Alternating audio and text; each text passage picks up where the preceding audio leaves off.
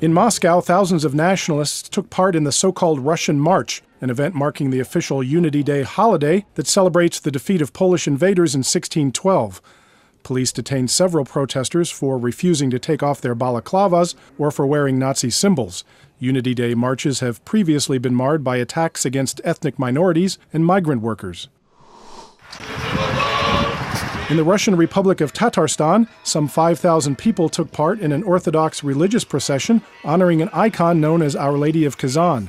The procession was joined by dozens of nationalists who had been denied permission to organize their own Russian march marking Unity Day.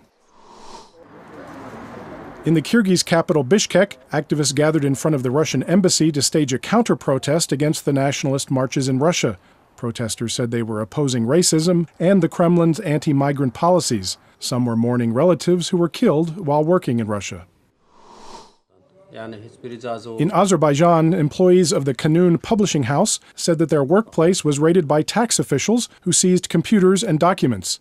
The company mainly publishes books on human rights and democracy, as well as world classics in the Azeri language. In Sarajevo, the capital of Bosnia-Herzegovina, several hundred employees of construction giant Hidrogradnja protested in front of government offices over unpaid wages. The protesters demanded the resignation of the prime minister and industry minister over their handling of the company's privatization. In Peshawar, northwest Pakistan, workers protested against the proposed privatization of several government bodies, including the railroads and water and electricity utilities. Pakistani officials are seeking to privatize large utilities that have been unable to meet their costs and face accusations of corruption. In Belarus, members of the opposition Conservative Christian Party took part in a procession from Minsk to Kurapati on November 3rd. The participants raised new crosses at a memorial in Kurapati that marks the site where some 30,000 people were killed by the Soviet secret police between 1937 and 1941.